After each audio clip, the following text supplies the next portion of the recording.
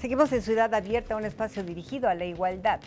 ¿Qué ocurre más allá de nuestras fronteras con respecto a la discriminación? Adriana Aguilera, encargada de Asuntos Internacionales del COPRED, nos tiene la respuesta con la agenda internacional de esta semana. Vamos con ustedes, Adriana, Jackie. Muchísimas gracias, Jazz, como siempre. Hola, Adriana, ¿cómo estás? Bien, Jackie. Oye, hoy traemos un tema muy interesante. Sí, la educación. Estoy muy de acuerdo. ¿Cómo educar?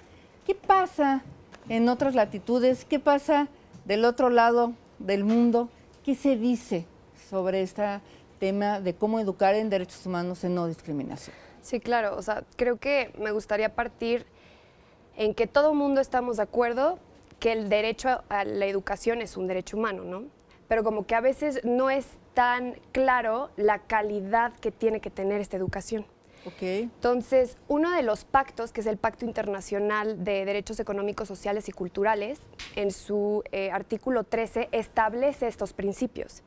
Y dice así, que la educación tiene que tener como principio el desarrollo pleno de la personalidad humana, así como el sentido de su dignidad a través de la enseñanza de los derechos humanos. Entonces, ¿esto qué quiere decir? Uno de los derechos humanos es la no discriminación y el trato igualitario. Entonces, todos los estados que firmaron y ratificaron este pacto, que son 166 estados de todo el mundo, ¿no más? Tienen que homologar este principio de educación, ¿no? Que a veces claro, está mal interpretado, que ahí tenemos un gran reto por llevar a cabo, pero yo creo que no es por menor, ¿no? Este es un principio que rige a todos estos estados y en realidad a todo el mundo. También otra cosa es, todos conocemos los objetivos del desarrollo sostenible. El cuarto es la educación de calidad. Ahora, cada desarrollo sostenible tiene metas, como si fueran indicadores. Y en su meta 4.7 establece que la educación tiene que también regirse bajo este mismo principio, pero lo dice en otras palabras.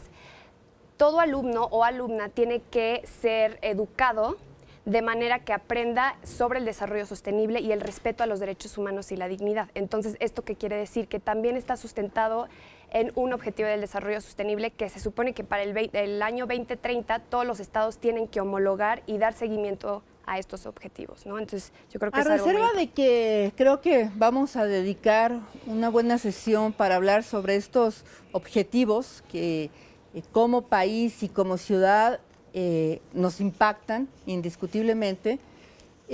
Esta parte que tú nos dices ahorita, Adriana, de la educación como derecho y esta educación como calidad, ¿hay algunos indicadores en donde se pueden encontrar o dónde se pueden encontrar estas herramientas para saber si la educación que se está brindando es una educación que está cumpliendo con estos objetivos? Sí, claro, pues justo a través de estos objetivos de desarrollo sostenible, estas metas son indicadores, ¿no? A las cuales tienen que dar cumplimiento los estados y tienen que dar rendimiento de cuentas, por así decirlo. También, me gustaría también como aclarar que el gran reto de los estados es la interpretación de estos principios. Por ejemplo, lo que está pasando con Brasil, que de hecho vimos en un programa pasado, ¿no? Claro. Con la supuesta ideología de género que se está tratando de imponer la orientación sexual, la identidad de género como si no fuera natural, y es algo que el movimiento ultraderechista está empujando muchísimo y está criticando que se fomente dentro de una educación laica, ¿no? Y plural. Y lo que pasó en Brasil es que trataron de insertar estos temas en su currícula nacional, pero al final por todos estos movimientos lo quitaron.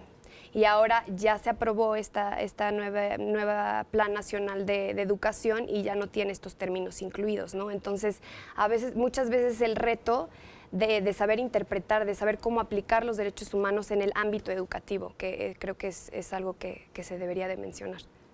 ¿Cuáles serían los beneficios que se obtiene como país?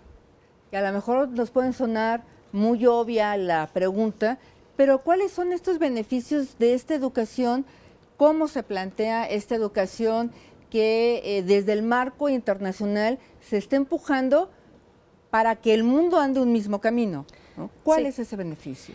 Sí, yo creo que el beneficio se da a través de la educación informal, porque todos conocemos la educación institucional, ¿no? Ir a la escuela, te dan clases de historia, de matemáticas, de física, etcétera, etcétera.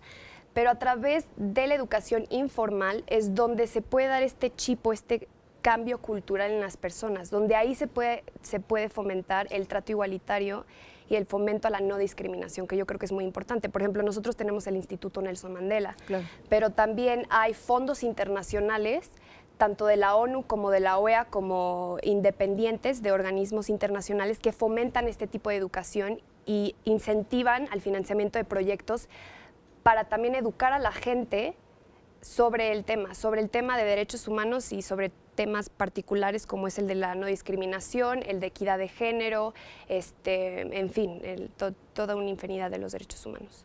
Sin duda me parece que nos tenemos que dar todas y todos la oportunidad de reeducarnos, de repensarnos y de no tenerle miedo a esta educación incluyente, a esta educación de derechos humanos. A veces se nos ha hecho pensar que hablar de derechos humanos es hablar del tema de delincuentes, ¿no? Creo que lo hemos discutido muchas veces aquí. Y no, es hablar de esto mismo que tú dices.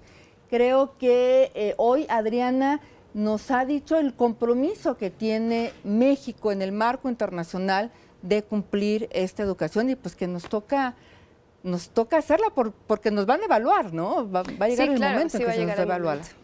Y pues ahí sí vamos a tener que rendir cuentas como país. Yo como siempre, les agradezco mucho que nos hayan acompañado el día de hoy para hablar sobre este tema de educación.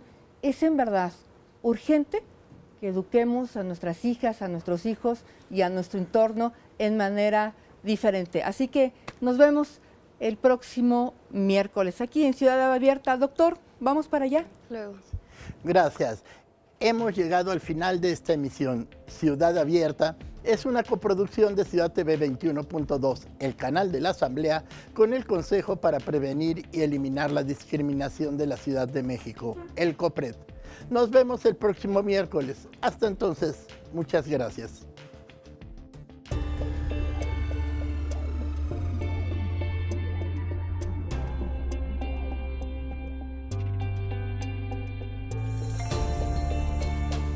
Ciudad Abierta.